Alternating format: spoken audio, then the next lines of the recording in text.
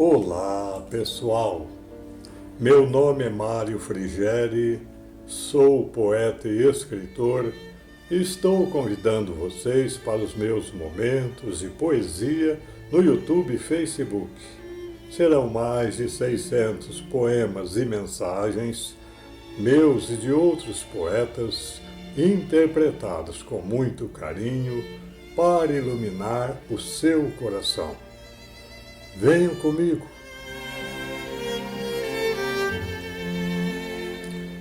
As Leis Morais segundo Kardec, 9 de 11.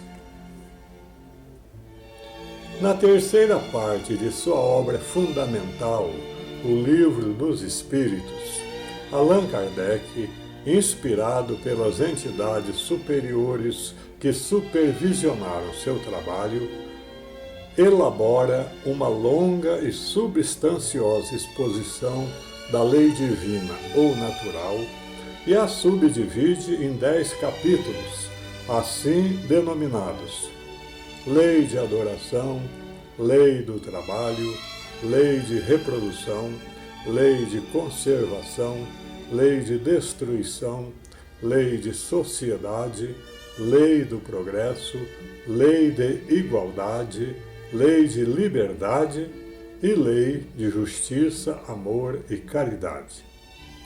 Nesta série de 11 vídeos, vamos condensar o que há de essencial nessas leis, procurando facilitar seu entendimento e assimilação pelos nossos irmãos internautas. Dito isto, vamos à 9ª subdivisão, intitulada Lei de Igualdade. Kardec pergunta e as entidades superiores respondem. Pergunta: perante Deus, todos os homens são iguais?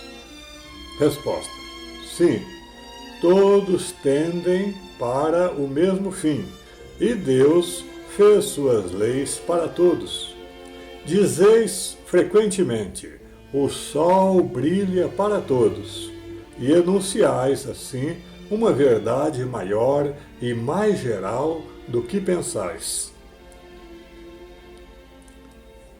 Pergunta: por que Deus não deu as mesmas aptidões a todos os homens?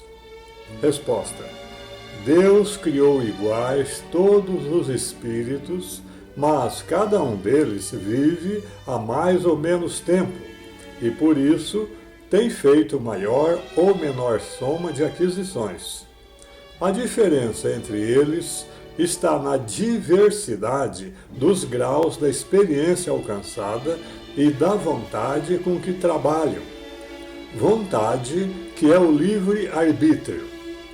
Daí nasce o fato de se aperfeiçoarem uns mais rapidamente do que outros, o que lhes dá aptidões diversas.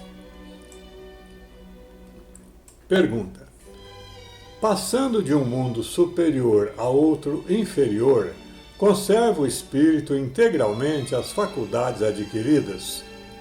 Resposta: sim. Já temos dito que o espírito que progrediu não retrocede. Poderá escolher, antes de encarnar, um corpo mais grosseiro ou uma posição mais precária do que as que já teve em outras vidas, mas tudo isso para lhe servir de ensinamento e ajudá-lo a progredir. Pergunta: é lei da natureza a desigualdade das condições sociais? Resposta: não. A desigualdade das condições sociais é obra do homem e não de Deus. Pergunta: algum dia essa desigualdade desaparecerá? Resposta: somente as leis de Deus são eternas. Não vês que dia a dia as desigualdades vão lentamente desaparecendo? Desaparecerão totalmente quando o egoísmo e o orgulho deixarem de predominar. Restará apenas a desigualdade do merecimento. Dia virá em que os membros da grande família dos filhos de Deus deixarão de considerar-se como de sangue mais ou menos puro. Só o espírito é mais ou menos puro, e isso não depende da posição social. Pergunta: que se pode pensar dos que abusam da superioridade de suas posições sociais para oprimir os fracos em proveito próprio? Resposta: merecem anátema. Ai deles! Serão, por sua vez, oprimidos. Renascerão numa existência em que terão de sofrer tudo o que tiverem feito os outros sofrer. Pergunta: a desigualdade das riquezas não terá sua origem na desigualdade das faculdades, em virtude da qual uns dispõem de mais meios de adquirir bens do que outros? Resposta: sim e não. Que dizeis dos que enriquecem em decorrência da velhacaria e do roubo?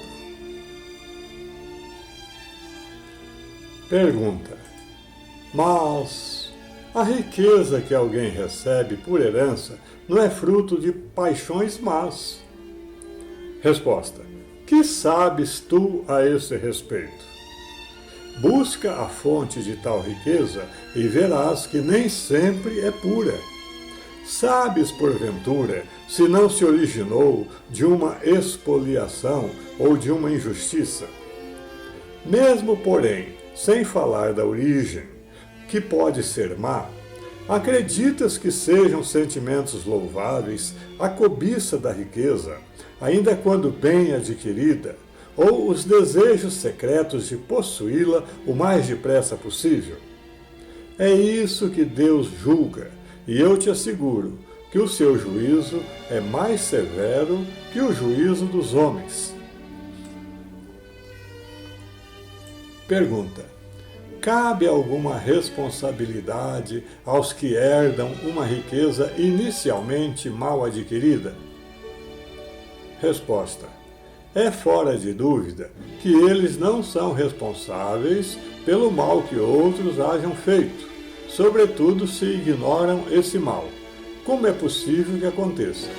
Mas fica sabendo que muitas vezes a riqueza só vem ter as mãos de um homem para lhe proporcionar a oportunidade de reparar uma injustiça. Feliz dele, se assim o compreende. Se ele reparar a injustiça em nome daquele que a cometeu, a ambos será a reparação levada em conta, porque não raro é o que cometeu a injustiça que provoca a sua reparação. Pergunta: qualquer pessoa pode, dentro da lei, dispor de seus bens de modo mais ou menos equitativo.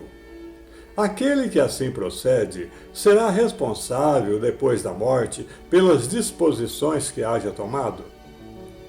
Resposta: toda ação produz seus frutos. São doces os frutos das boas ações, e sempre amargos os frutos das más ações. Sempre. Entendei-o bem. Pergunta: será possível a igualdade absoluta das riquezas? Resposta: não. Não é possível. A isso se opõe a diversidade das faculdades e dos caracteres. Pergunta: há, no entanto, homens que julgam ser este o remédio para os males da sociedade. Que pensais a respeito? Resposta: os que julgam assim são sistemáticos ou ambiciosos, cheios de inveja. Não compreendem que a igualdade com que sonham seria desfeita a curto prazo pela força das coisas. Combatei o egoísmo, que é uma chaga na vossa sociedade, e não corrais atrás de quimeras. Pergunta: já que não é possível a igualdade das riquezas, o bem-estar também não é possível? Resposta: são casos diferentes. O bem-estar é relativo e todos poderiam dele gozar se entendessem convenientemente, porque o verdadeiro bem-estar consiste em cada um empregar o seu tempo como lhe agrade e não na execução de trabalhos pelos quais nenhum gosto sente. Como cada um tem aptidões diferentes, nenhum trabalho útil ficaria por fazer. Em tudo existe o equilíbrio. O homem é quem o perturba. Pergunta: será possível que todos os seres humanos se entendam um dia? Resposta: os homens se entenderão quando praticarem a lei de justiça. Pergunta: há pessoas que caem na miséria por sua própria culpa. Nenhuma responsabilidade caberá à sociedade por esse fato? Resposta: certamente que cabe. Já dissemos que a sociedade é muitas vezes a principal culpada de semelhante coisa. Além disso, a sociedade não tem que velar pela educação moral dos seus membros? Quase sempre é a má educação que falseia os seus princípios, pois cabe-lhe reeducar as tendências perniciosas das pessoas. Pergunta: por que Deus concedeu a uns a riqueza e o poder e a outros a miséria? Resposta: para experimentá-los de modos diferentes. Além disso, como sabeis, essas provas foram escolhidas pelos próprios espíritos antes de reencarnar, os quais acabam por sucumbir nelas com frequência. Pergunta: qual das duas provas é mais terrível para o homem, a da pobreza ou a da riqueza? Resposta: as duas são terríveis. Em geral, a miséria provoca queixas contra Deus e a riqueza conduz a todos os tipos de excessos.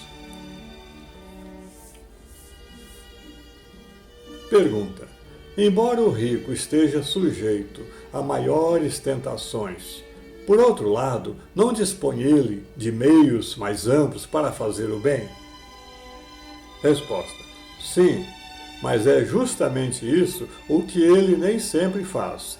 Torna-se egoísta, orgulhoso e insaciável.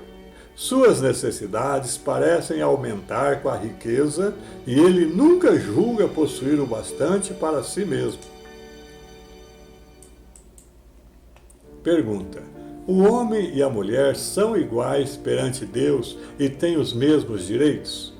Resposta: sim, porque Deus deu a ambos a inteligência do bem e do mal e a faculdade de progredir. Pergunta: de onde provém a inferioridade moral da mulher em certos países?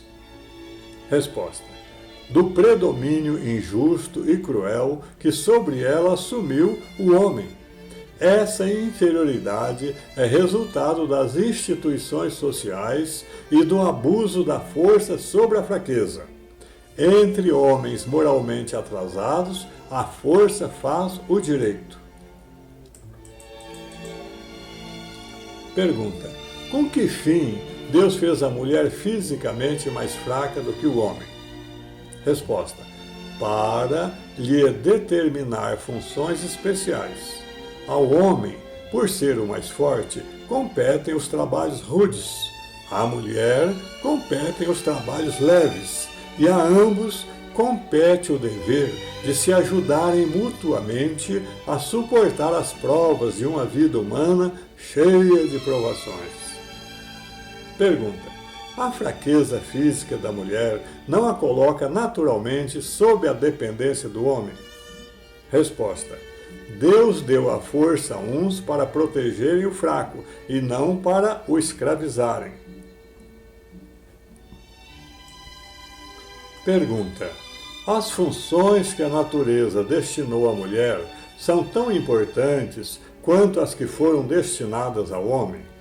Resposta: sim, e até maior. É ela quem dá aos pequeninos as primeiras noções da vida. Pergunta: sendo os homens iguais perante a lei de Deus, devem ser iguais também perante as leis humanas? Resposta: o primeiro princípio da justiça é este: não façais aos outros o que não quereis que os outros vos façam. Pergunta: assim sendo, uma legislação, para ser perfeitamente justa, deve consagrar a igualdade dos direitos do homem e da mulher? Resposta: dos direitos, sim, mas não das funções. É preciso que cada um esteja no lugar que lhe compete. Ocupe-se o homem do exterior e a mulher do interior, cada um de acordo com a sua aptidão. A lei humana, para ser equitativa, deve consagrar a igualdade dos direitos do homem e da mulher. Todo privilégio concedido a um ou a outro é contrário à justiça.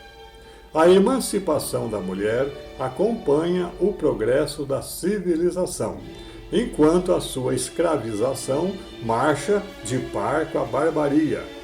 Os sexos, além disso, só existem na organização física, visto que os espíritos podem encarnar tanto num corpo masculino quanto num feminino. Sob esse aspecto, nenhuma diferença há entre eles. Homem e mulher, portanto, devem desfrutar dos mesmos direitos.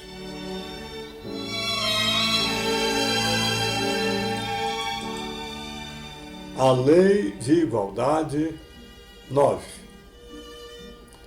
Caros amigos internautas, dessa substanciosa explanação sobre a igualdade humana, ressalta principalmente a lição do direito divino sobre a igualdade entre o homem e a mulher. Um ilustre contemporâneo de Kardec, Victor Hugo, viu isso com extrema clareza e nos deixou uma página imortal sobre o tema. Escreveu o grande escritor francês: o homem é a mais elevada das criaturas. A mulher é o mais sublime dos ideais. Deus fez para o homem um trono e para a mulher um altar. O trono exalta, o altar santifica. O homem é o cérebro, a mulher é o coração. O cérebro gera luz, o coração gera amor. A luz fecunda, o amor purifica. O homem é um gênio, a mulher é um anjo. O gênio é imensurável, o anjo é indefinível. A aspiração do homem é a suprema glória. A aspiração da mulher é a virtude extrema. A glória traduz grandeza. A virtude traduz divindade.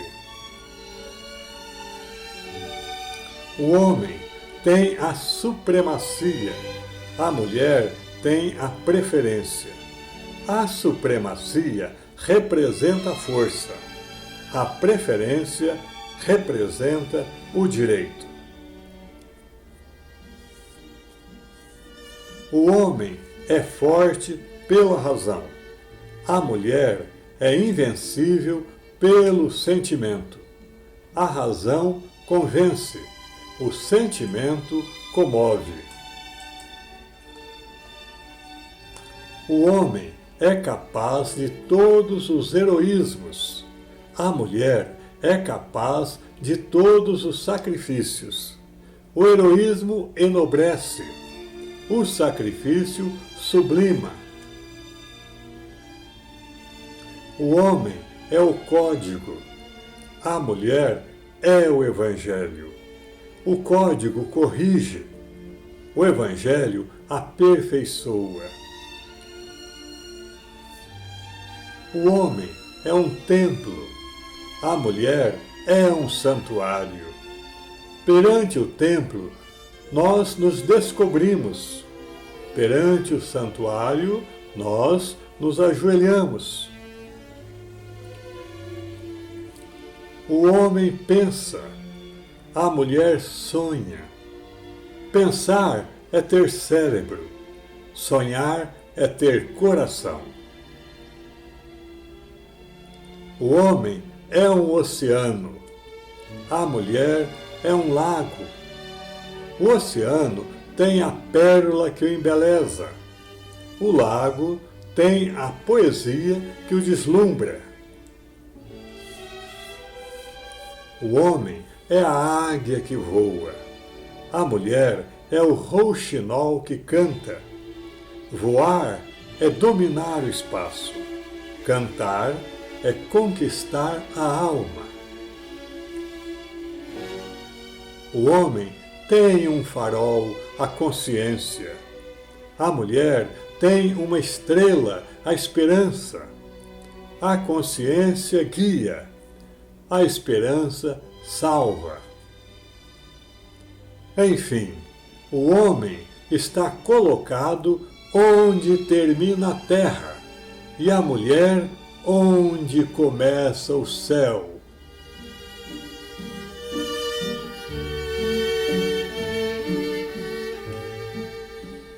É isso. Espero que vocês tenham gostado. Obrigado por assistir a nossos vídeos.